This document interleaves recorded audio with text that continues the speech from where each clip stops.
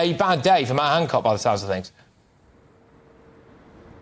Yeah, difficult day indeed, not least of all because I think he will feel deeply betrayed by someone he regarded as a friend. That's Isabel Oakeshott, who he effectively gave these WhatsApp messages to write a book at the end of last year. She at the time spoke quite glowingly of her relationship with the former health secretary, though she's somewhat gone a little further today in terms of publishing these without clearly his permission. He says there's whole loads of legal ramifications. Isabel Oakeshott, by the way, argues in the Telegraph today that this was necessary given the delays that we're seeing to the COVID inquiry and that lessons do need to be learned pretty quickly. But aside from that personal stuff about how difficult it is for Matt Hancock personally, clearly there are also political ramifications for this as well. You've raised lots of the issues that have come out of these texts that have been revealed. We've had an urgent question in Parliament from the Labour Party trying to push the government essentially on this. And the government's response fundamentally is, hold on a second, these are piecemeal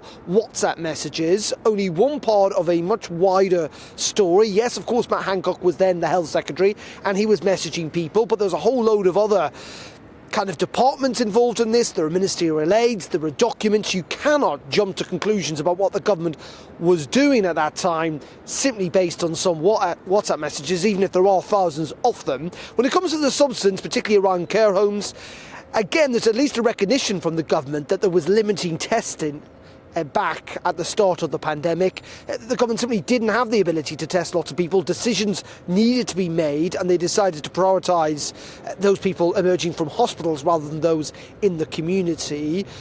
Now clearly there are big questions there, aren't there, as well, not just least of all about whether the government was prepared properly for a pandemic. I think what's interesting politically is the government at the moment seems to have the back of Matt Hancock, if you like, as I say, saying that there is lots more information to come out. There is this full independent inquiry about the start at some stage. That's what the Prime Minister was saying, that there should be due process. People can't jump to conclusions. But this is only the start, Patrick. We know the Telegraph have got access to all these WhatsApps. There are thousands and thousands and thousands of them.